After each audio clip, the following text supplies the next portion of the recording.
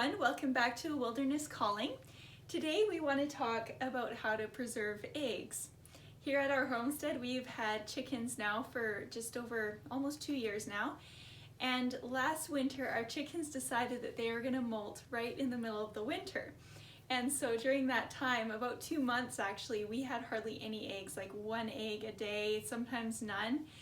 And so I decided I needed to figure out some way that during the summer months, when we get lots of eggs, we can set some aside for the winter. So I checked out a few different methods of how you can keep your eggs for a long period of time, and I came across Homesteading Family, a lady named Carolyn, and she did a wonderful demonstration on how you can use pickling lime to water glass eggs. And I encourage you to check her channel out because she goes through it very carefully about how you can do it.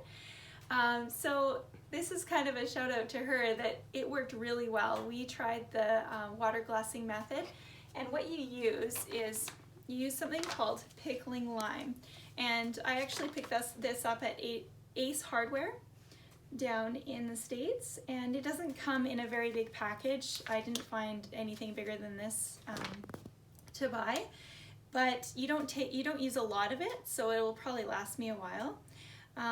But what you do is you take a crock or a jar and you put 1 ounce of pickling lime in with 1 quart of water, and you just mix it up. You fill it up about halfway actually, mix it all up and let it kind of get diluted. And then you add your eggs, and you have to make sure that you use fresh eggs that have not been washed, because eggs have pores, and if you expose those pores when you wash them, then it won't work to preserve them because the lime will just actually go right into the egg. So you want to keep that protective coating on the eggs when you're preserving them. So this jar here we preserved in August, and it's now March, and these eggs are still doing great. And we're gonna open this crock up. Savannah, if you can come over here and help me. We are going to do the float method for testing our eggs to make sure they're okay. If the eggs sink, they're good. If they float, then we get rid of them. So Savannah, let's see what we find here. And I will say that we did one other crock as well. It fits about 3 dozen eggs in there, and we didn't have even one go bad. Not even one. And then same with these ones, they're all doing really well. So we're pretty happy with this method. The eggs, when you crack them, the white now is a little bit runny, but the yolk is still nice and round, and no smell. They taste just like if we just taken them right from the farm. So, all right, Savannah, I'm going to give this to you. Why don't you just gently drop it in there and just put it in there and see what happens. All right, right to the bottom. Do you want to do another one? Okay.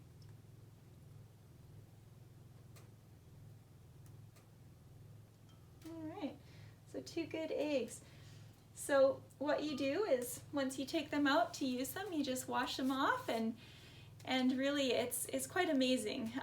We're looking towards a time period where we may not be able to go to the store as often as we want to. We know that there's epidemics and all kinds of things that might be in our future, and we want to be able to grow and preserve as many things on our property as we can without having to rely on the store.